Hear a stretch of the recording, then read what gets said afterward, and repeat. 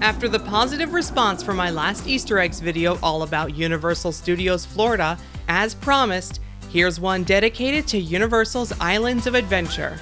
This theme park is located right next door to Universal Studios Florida and is jam-packed with its own unique brand of hidden details and fun stuff to look out for. Here are 10 fun Easter eggs at Islands of Adventure. Marvel's Superhero Island is filled with all sorts of fun details for fans of comic books, but one detail has become somewhat of a scavenger hunt. Comic book illustrator Adam Kubert was tasked with creating the larger-than-life murals and character portraits that you see around the land. But legend has it he was asked not to sign his work. Despite this, the artist hid his signature in nearly every character piece that you can find. Spotting the hidden Adam signatures around the land can be easy once you know what you're looking for, but sometimes locating these camouflaged autographs can be a bit tricky. There are reportedly at least 22 signatures to spot, and if you find yourself with some free time, it makes for a fun challenge to try and find them all. Islands of Adventure features spaces worth exploring along each of the land's waterfronts, which was originally intended for nighttime show viewing areas. The walking path behind Toon Lagoon is one of the most interesting of these areas, not only because it's fun to watch poor riders get soaked on the Popeye ride, but because the path is filled with silly visual gags along the water. Wait, is that an osprey nest? This one, which a sign says is Plymouth Rock, always gets me to laugh. It's a rock and it's shaped like a car. Plymouth Rock, get it? It's...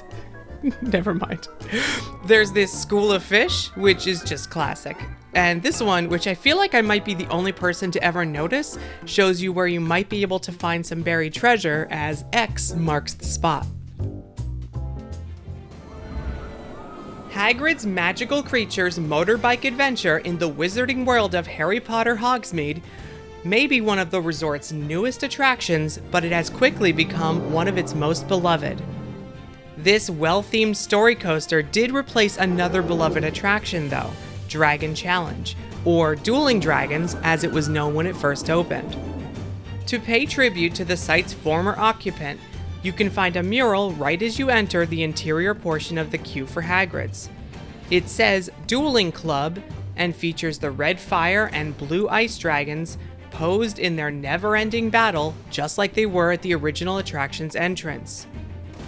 Later in the queue, in the egg room, you can spot one of the golden eggs from the Triwizard Tournament in Harry Potter and the Goblet of Fire.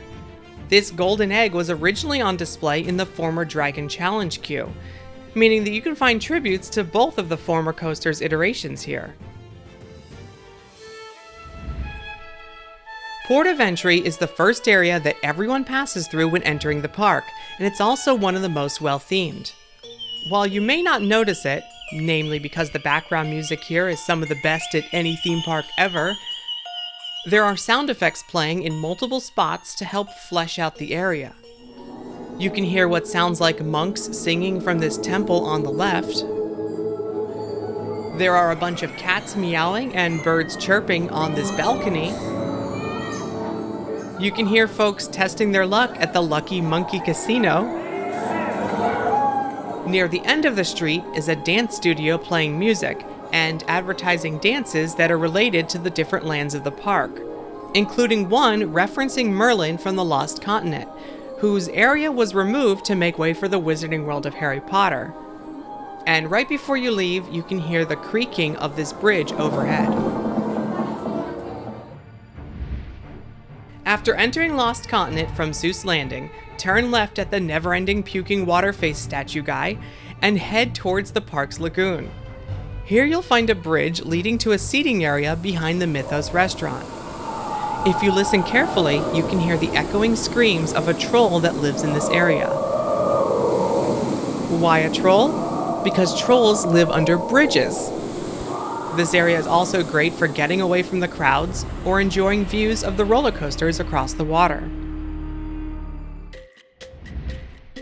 When in line for Popeye and Bluto's bilge rat barges in Toon Lagoon, keep an eye out for this little office area. It looks like this cannon has blasted a hole right through the wall of the queue. And it busted through the next wall.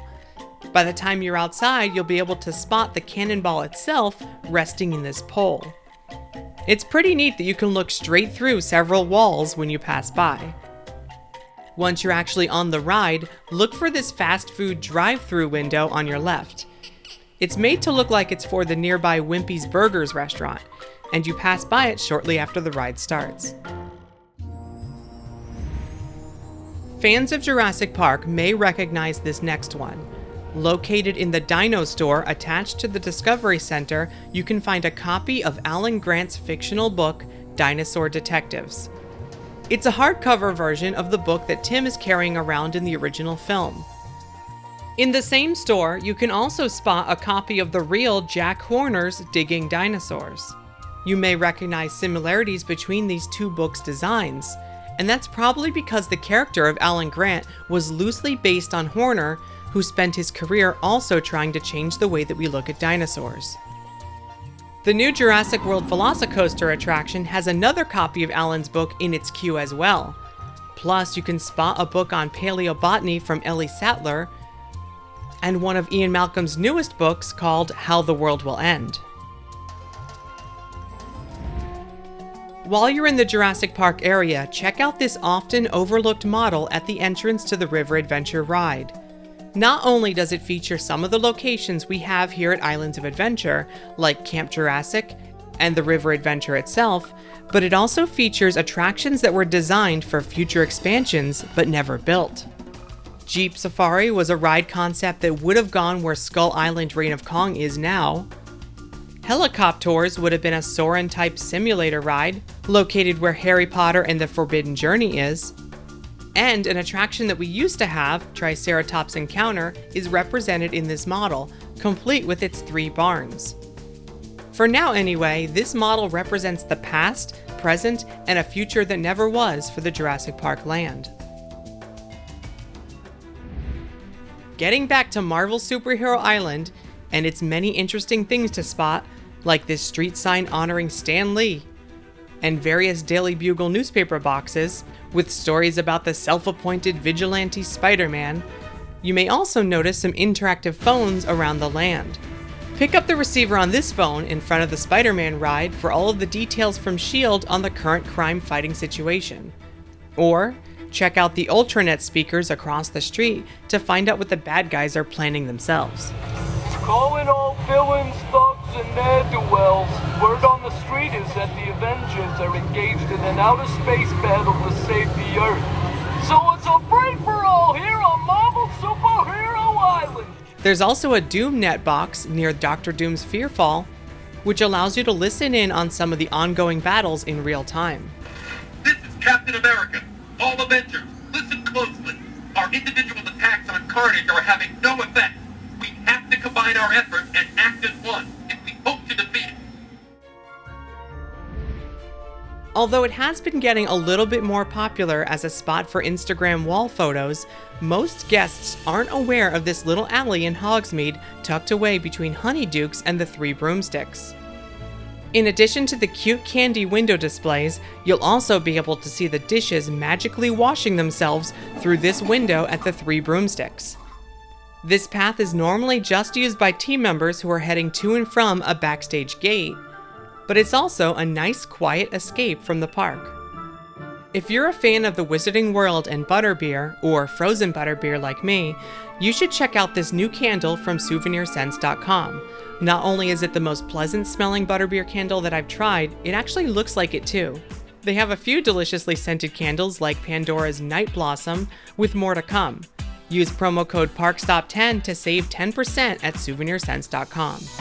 That's all for now, but let me know in the comments if you'd like to see more Easter eggs at the parks, and check out the previous episode if you haven't already.